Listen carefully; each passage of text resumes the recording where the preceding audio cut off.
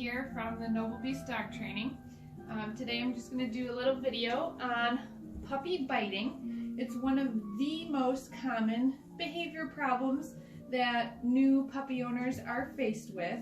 And little baby puppy teeth are really sharp, and so are their little nails on their feet. So it's one of those behaviors that we try to be really consistent with right off the bat. And if you're not really sure how to go about managing your puppy's play biting, it can start to get really annoying really fast. So one of the things that I usually see right off the bat with a puppy who is really mouthy, and that puppy's owners are coming to me and saying we just don't know what to do, is maybe the interactions that we're having with the puppy, we are inadvertently sort of reinforcing that play biting behavior. So meaning we don't want it, but we're interacting with the dog in such a way that sort of encouraging the behavior. So things to do is just really make sure that you are teaching the puppy sort of how to play cooperatively.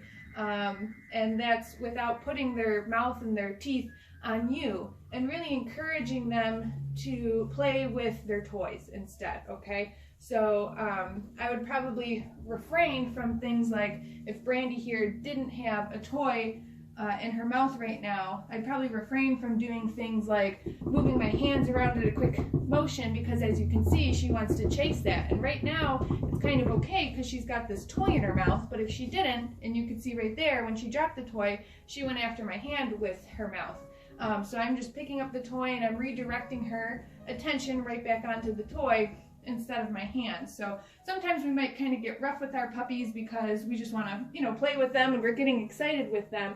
But then they think that we're the toy, and they might accidentally grab onto our hands or to our sleeves because they're getting excited. And puppies explore their world and their environment with their mouths.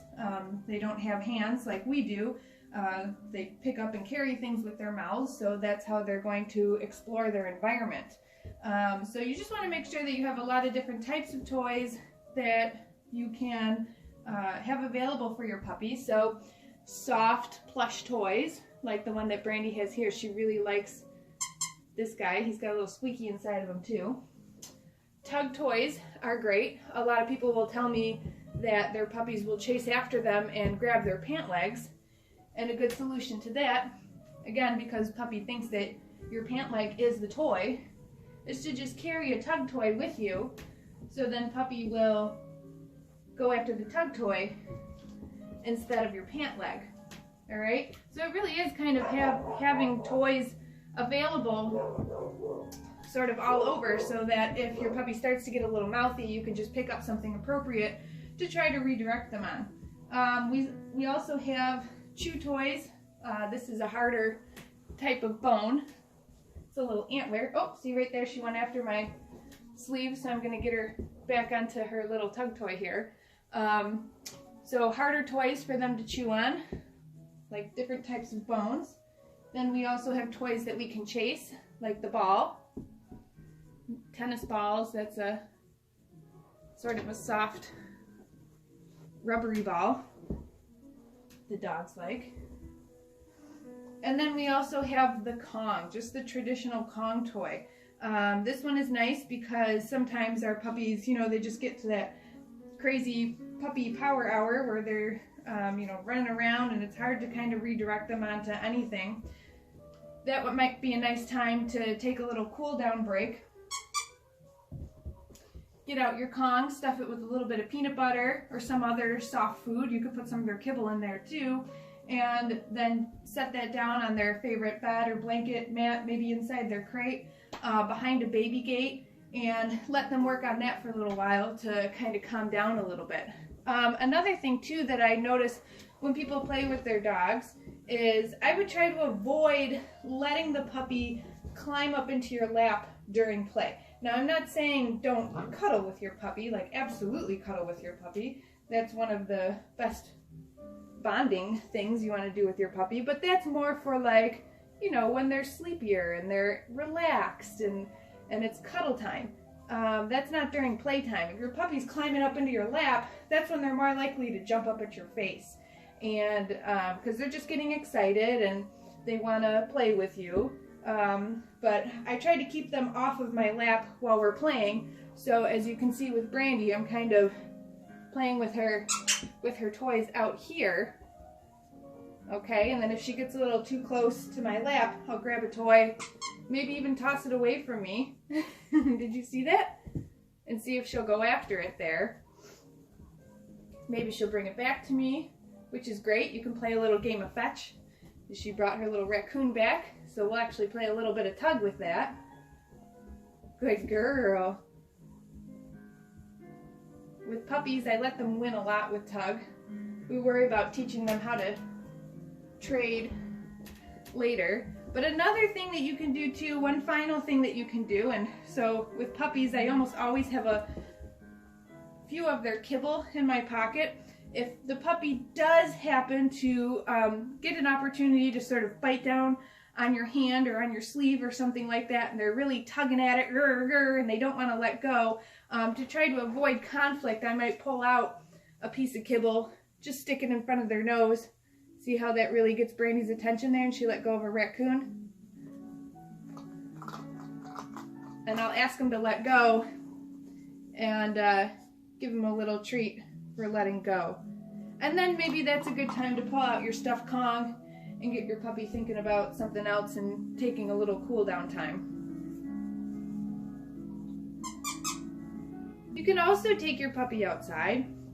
Maybe they have to go to the bathroom. Sometimes just taking them into a new environment, like outside the house, they relieve themselves, sort of resets their crazy behavior a little bit too. So really just remember, if your puppy's getting mouthy with you, think about where you are in space and time. If you're down on the ground with the dog and they're just really trying to tug on your sleeves or they're just biting your hand, stand up. I wouldn't keep staying on the ground with them. And give them something else to do, like the Kong or a different type of toy. If they're on the couch with you and they're getting really mouthy with you because they want to play or they're just acting crazy, put them down on the floor. I probably wouldn't let them stay up onto the couch with me.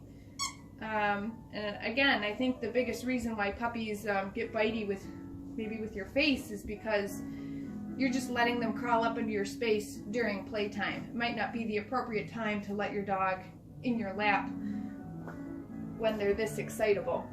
Are thinking about trying to get your puppy into a puppy class, feel free to reach out to me. You can connect with me via email. My email is noblebeasttraining@gmail.com. That's all one word. I offer a puppy class for little puppies between, ideally they'd start between the ages of 10 and 12 weeks. I also offer obedience classes for puppies 6 months of age and older. So love to hear from you, love to help you out with your puppy. Or make sure that you just find a good, positive trainer who can help you sort of learn how to interact with your puppy in an appropriate way. I would really advise against using forms of aversive methods to get your puppy to stop biting.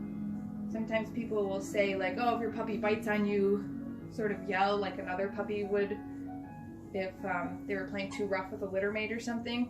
I usually try not to do that. I found that it can make your puppy even more excitable and maybe they'll bite harder the next time. It's really hard for people to mimic the behavior of dogs. So while that might work with another puppy, probably isn't going to work if you do it. Also, definitely you wouldn't want to hit your puppy or yell at them in a really aversive manner, because we also don't want to create conflict with our dog. We want to build positive relationships. So yeah, if your puppy's just not letting up, then that's a good time to pull out that Kong toy and just get them thinking about something else other than your sleeves or your pant legs.